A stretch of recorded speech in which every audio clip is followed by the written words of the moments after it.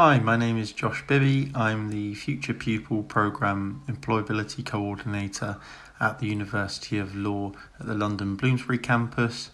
I originally studied law at university.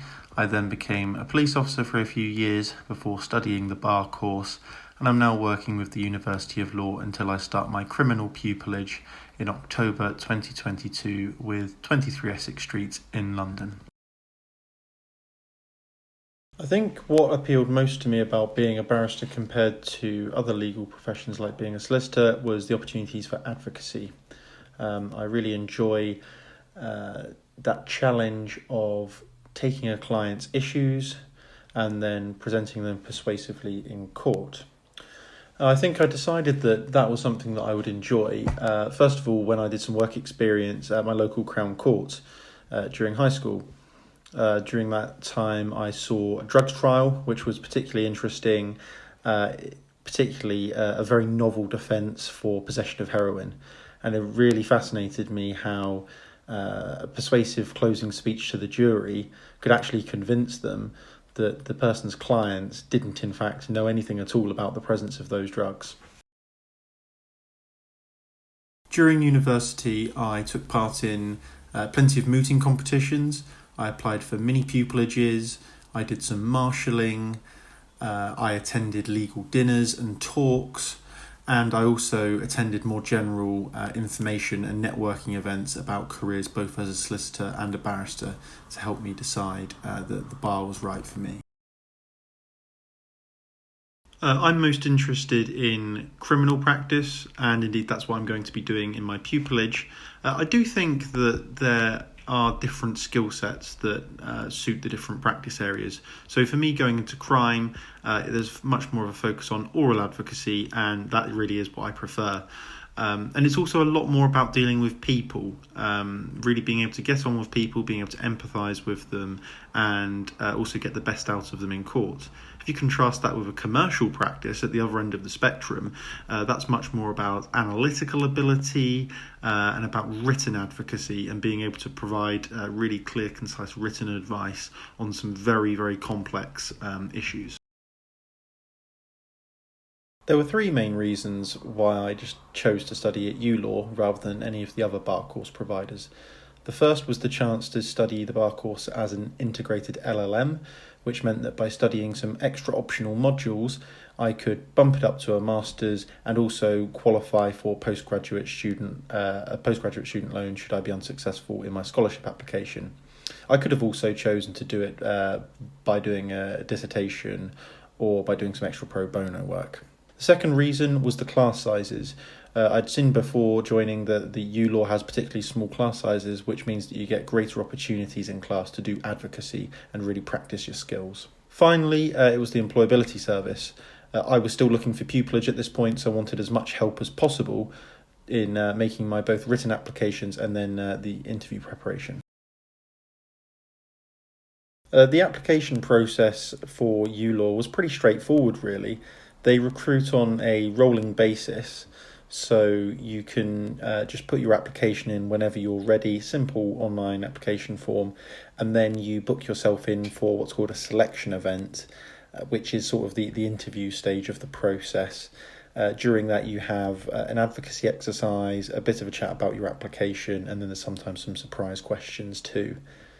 You can put yourself forward for being an advocacy scholar, which would mean that your advocacy exercise during interview would then be judged with the potential for you to become an advocacy scholar and be on that committee, which would mean you get a discount from your course fees, and it's also quite a prestigious role to hold.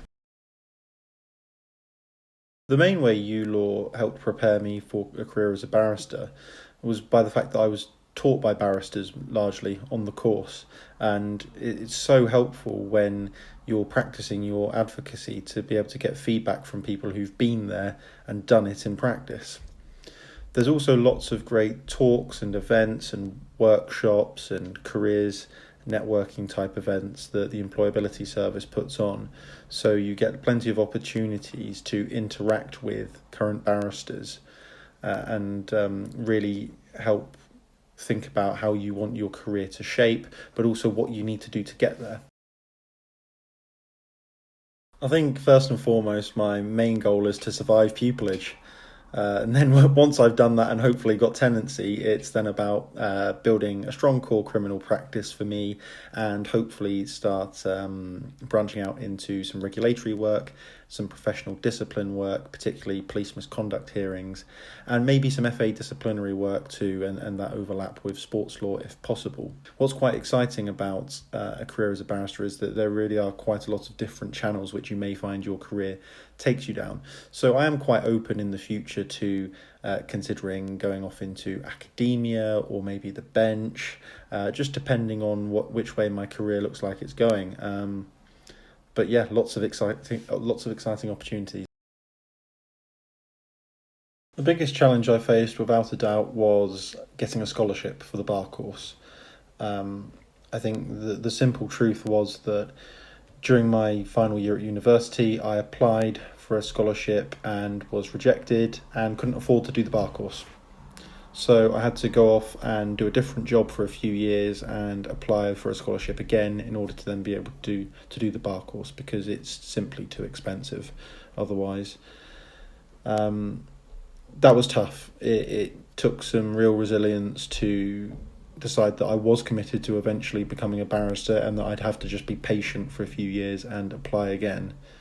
But I'd say to anyone, if you get rejected for a scholarship but you are still committed to it, it can be done. You can be successful applying to a different in another year and you can still make it. Something I wish I'd learned earlier was the importance of applying to enough realistic chambers when you're going for pupillage. And what I mean by that is probably more chambers than you think you need to apply to, that you're really quite well suited for, in order to give yourself the best shot of getting lots of first round interviews and then turning that into a few second round interviews and then hopefully a couple of offers. Because even if you are on paper good enough as an applicant, there's still too many good applicants for chambers to interview all of them, so you're naturally going to fall to the wayside for some of them. And then at interview stage, you need to allow for yourself to have a bad day, or for the questions not to suit you, or for the panel simply not to quite think that you fit their chambers. There's so many ways in which you can fail and so many hurdles that you can stumble at that you really need to apply to lots of chambers to maximise your chances. The main bit of advice I'd have given to my younger self would be to work backwards. Think about where you want to be in, say, 4 years' time in terms of maybe starting pupillage, and then fill in a timeline going back from then as to everything you'll need to achieve in order to get to that point. What's required by way of formal things you have to do, like having done the bar course or having sat the BCAT in order to start the bar course. And all of the different experiences that you might need in order to form a successful application. Then what you can do is really write yourself a bit of a to-do list or a checklist that you tick off over the years to make sure that you're getting yourself in the strongest possible position so that you can apply for pupillage successfully as early as possible. I think my final bit of advice would be to make sure you consider your options quite widely. If you're interested in becoming a barrister, think about the reasons why you're interested in that, and also think about whether some of the things that you like about the idea of being a barrister you can achieve from different career options, such as being a solicitor or solicitor advocate. But if you are determined to become a barrister, also consider things like the employed bar, working for maybe the CPS, the Government Legal Service, or institutions like DWF Advocacy, because it isn't just what we might think of as the traditional independent chambers. There's lots of other ways in which you can be a barrister. So do make sure you do your research and think about what's the right fit for you. Thanks for listening. Good luck on your journey to becoming a barrister.